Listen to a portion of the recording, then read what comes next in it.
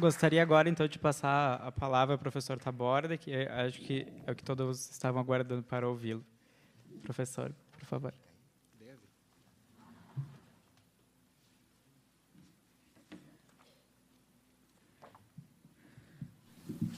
Obrigado, Alex. Boa noite. Pedi para ficar aqui porque aquele verso de professor de pé fica mais fácil para me manifestar. Eu não fiz algo escrito, organizado.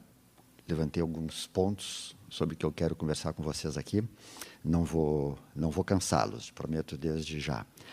E a Liga de Psiquiatria é uma atividade vinculada à disciplina de psiquiatria, e desde há bastante tempo, algumas vezes tivemos pequenas atividades de psiquiatria forense, e há algum tempo o Alex, antes, na presidência do Alex, né, ele já falou em fazer evento vinculado à psiquiatria forense, e agora, este ano, voltaram à carga com essa ideia, tiveram lá em casa, me visitando, organizamos a ideia do evento, quem seria, quem participaria, etc. E, para minha surpresa, uma semana depois, o Alex me disse, olha, vamos incluir uma homenagem ao senhor. E eu, bom, geralmente eu sou um pouco... Eu sou meio esquisito nessas coisas. A minha resposta normal teria sido agradecer, mas tentar desconversar, empurrar com a barriga e deixar para lá. Mas eu preferi aceitar em função da situação que eu estou vivendo. Olha, receber carinho é uma coisa muito boa, muito gostosa, ajuda a gente, fortalece.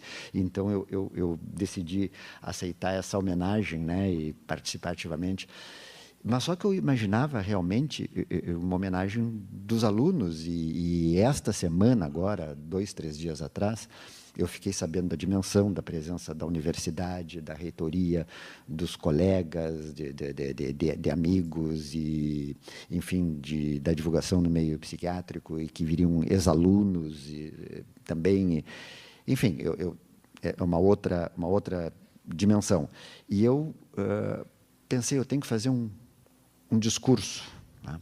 E desde segunda ou terça-feira que eu estava com essa história do discurso me martelando na cabeça para um momento solene, e aí eu decidi que não iria fazer o discurso, não iria escrever um discurso, que eu iria fazer o que eu pensei inicialmente, que seria me dirigir aos alunos da graduação e, por extensão, a todos os meus alunos, né, atuais, passados e futuros. Né?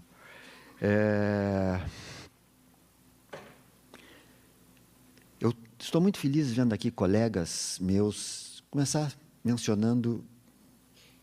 pelas raízes médicas. Eu estou aqui com diversos amigos fraternos meus da ATM 83, estão presentes aqui. A ATM 83 é como nós chamávamos as turmas médicas da URGS. Tá? E a ATM 83 foi uma ATM privilegiada por vários sentidos, porque foi uma ATM que deu excepcionais profissionais, deu excepcionais professores, e, mais do que tudo, é uma ATM muito unida e muito amiga. Eu defendo a tese, quando nós éramos estudantes, havia, obviamente, as igrejinhas e as panelas, etc., mas eu defendo a tese que as panelas não se odiavam, quando outros conviviam muito bem. Né? Então, tinha, assim, brincadeira, etc., isso, aquilo, que tal. E depois que o tempo passou, a convivência é maravilhosa, intensa, etc., né? E isso, eu estou citando isso porque um médico sai de uma turma médica. Tá? E as coisas que eu queria falar para vocês, que são tópicos do que eu pretendia desenvolver para vocês, e eu vou fazer uma grande misturada, eu queria falar da continuidade da vida hoje. Eu queria falar dos ancestrais, tanto dos meus ancestrais biológicos como dos ancestrais não biológicos. Eu gostaria de falar dos filhos biológicos e dos filhos não biológicos. Eu gostaria de falar da prática da medicina.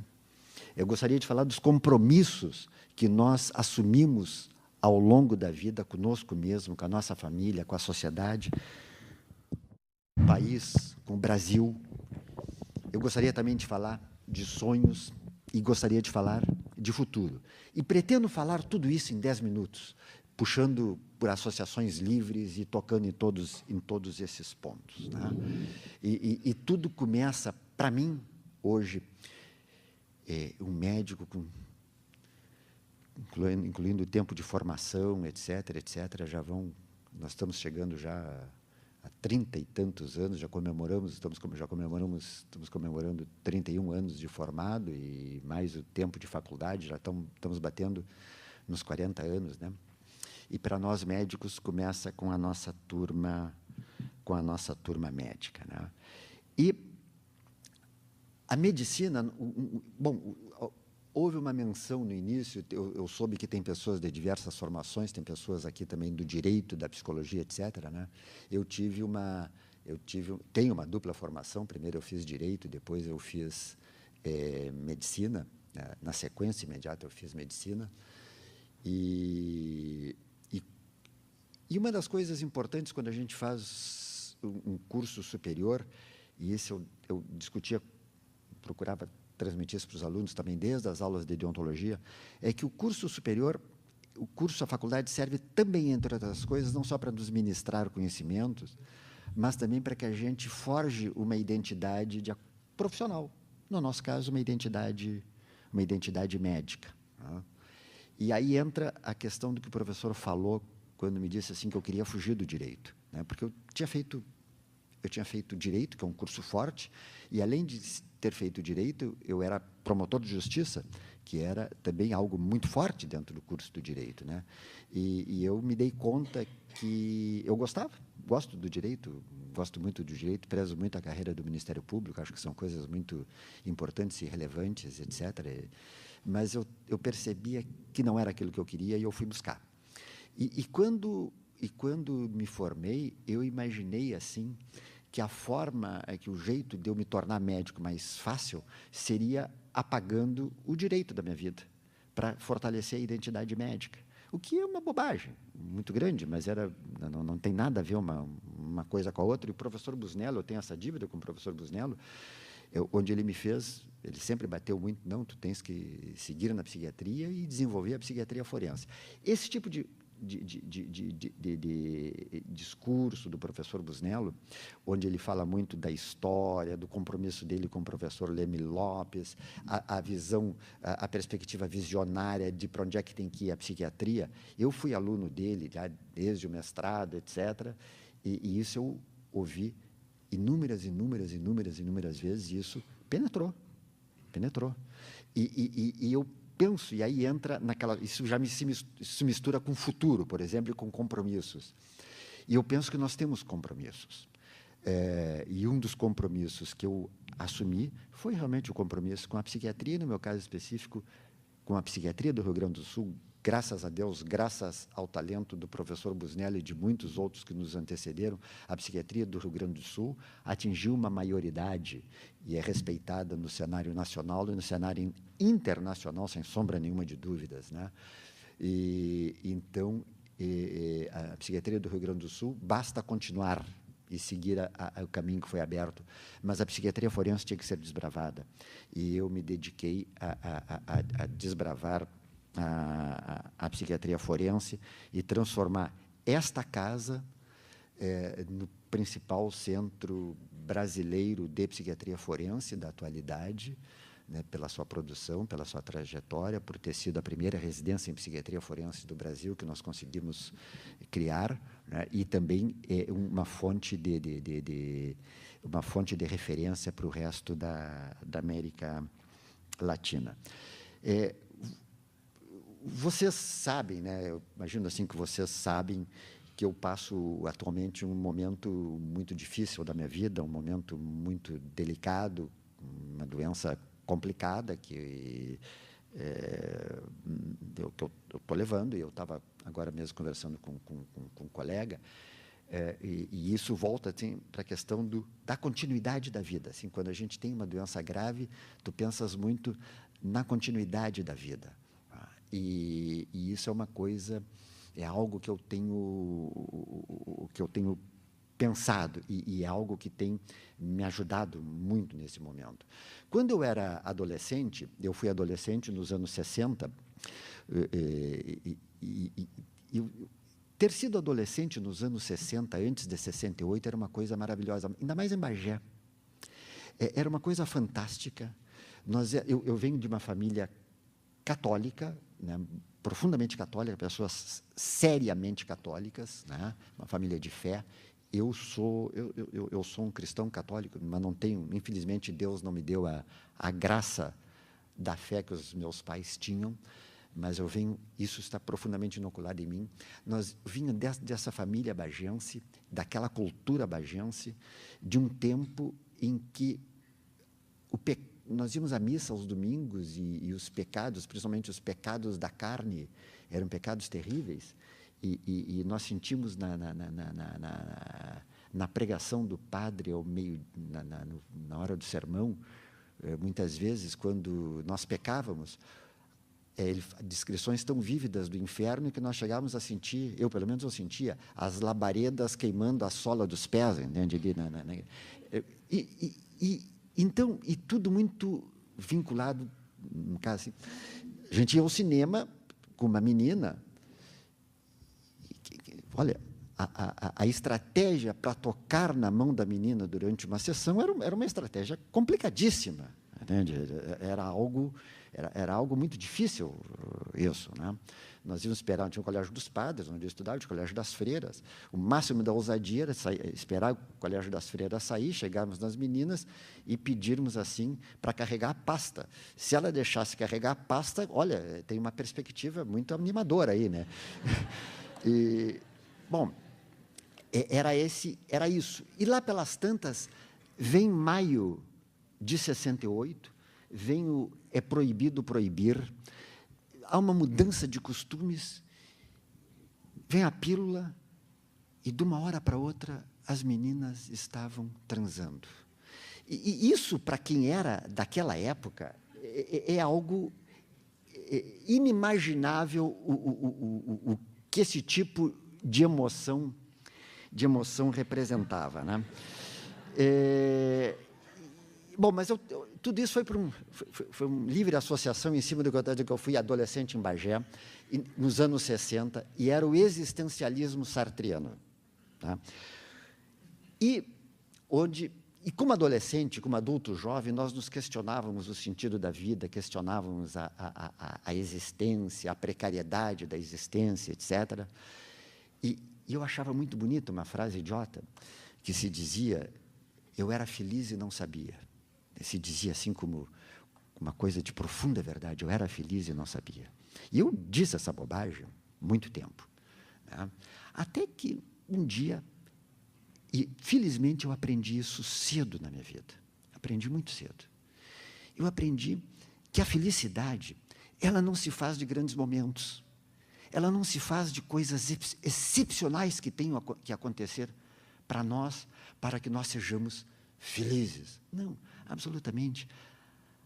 A felicidade é o dia a dia, é a rotina, é o cotidiano, no meu caso, a vida burguesa e pacata, ao lado das pessoas que tu queres bem, que tu amas, fazendo as coisas que tu gosta.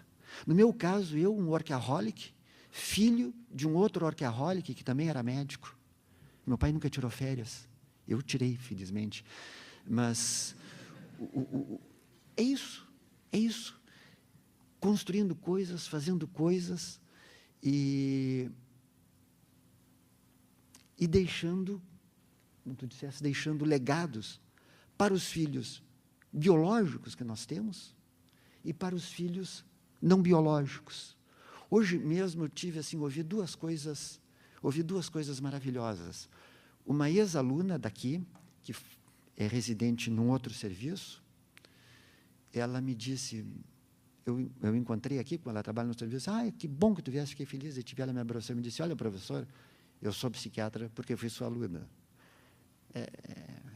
Não há preço que pague ouvir esse tipo de frase.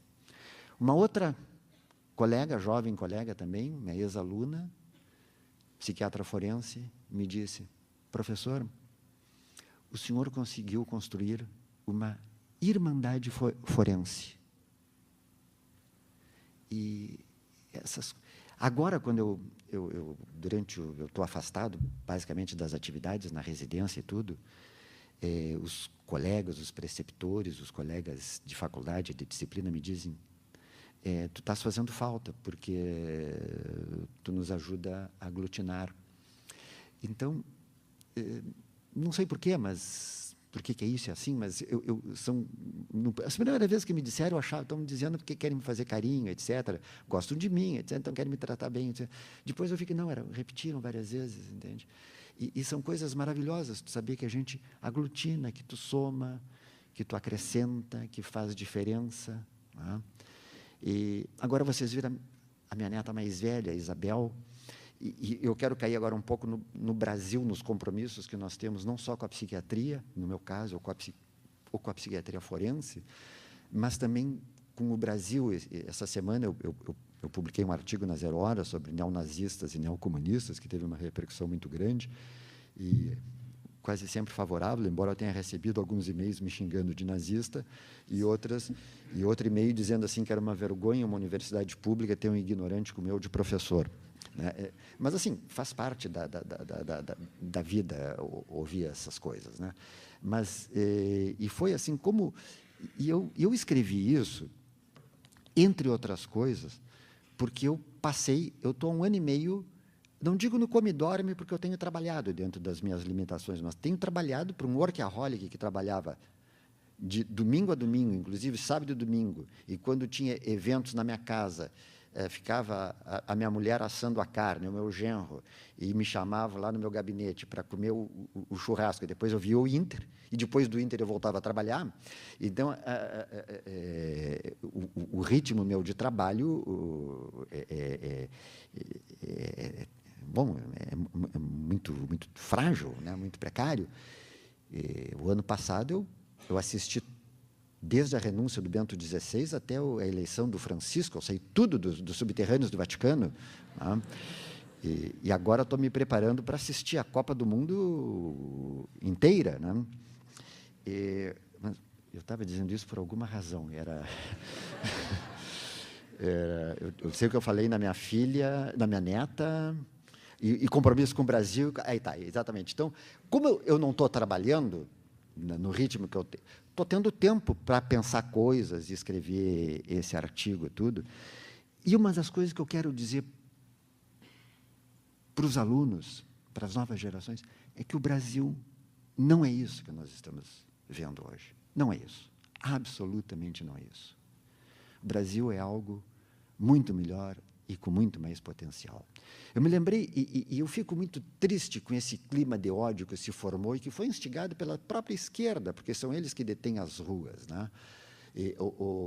Onde eu tenho um artigo que eu comento a influência do neocomunismo, do eurocomunismo, sobre as bandeiras de luta, até porque está dito, assim, porque com a queda do comunismo na União Soviética e com